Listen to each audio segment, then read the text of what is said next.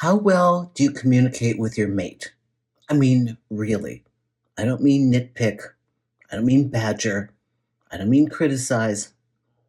And I don't mean tiptoe around your emotions, but speak honestly, clearly, succinctly, diplomatically, and express how you feel, what happened, and what you would have liked to have happened instead. Hey everyone, Susan Winter here.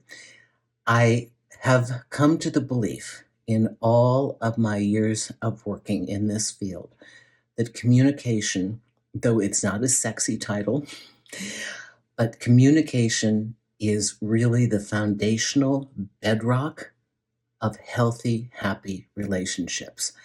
Our partners are not mind readers.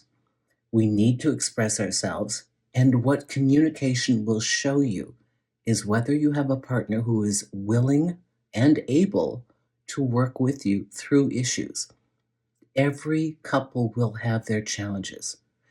This is a truth, and it is independent of how much you love each other. And you can't even imagine today, no, we'll never have disagreements. We're so in love. Yeah, you will.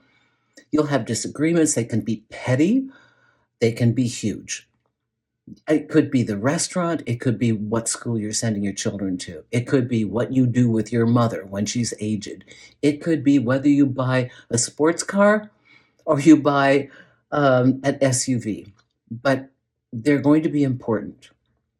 And along the way, we need to keep very open, and we need to establish what I call a foundation of honesty. We need to bake an agreement that we will be honest with each other into our relationship contract, whether that's verbal or it's written. I truly believe that. Without a foundation of honesty, that you have the right to speak your truth, I have the right to speak my truth. We will be in communication with each other. We agree to this. And the feeling is, I would rather hear what you have to say and know the truth of what you're feeling. That way I can do something about it. Than live with you pretending that something is okay and it really isn't, because it'll come back to bite me and it'll come back to bite you. Or I may not like what I hear you saying, but if I don't know what it is, I can't fix it. And I can't give you my input, and we have no room for negotiation.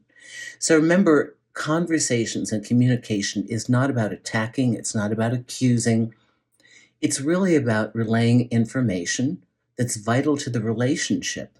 Because once we have the communication on the table, then we get to decide what we're going to do with it. And then we can proceed and we can knock out the resentments that are the things that destroy a long-standing relationship. If you need help doing this, please reach out to me, susanwinter.net.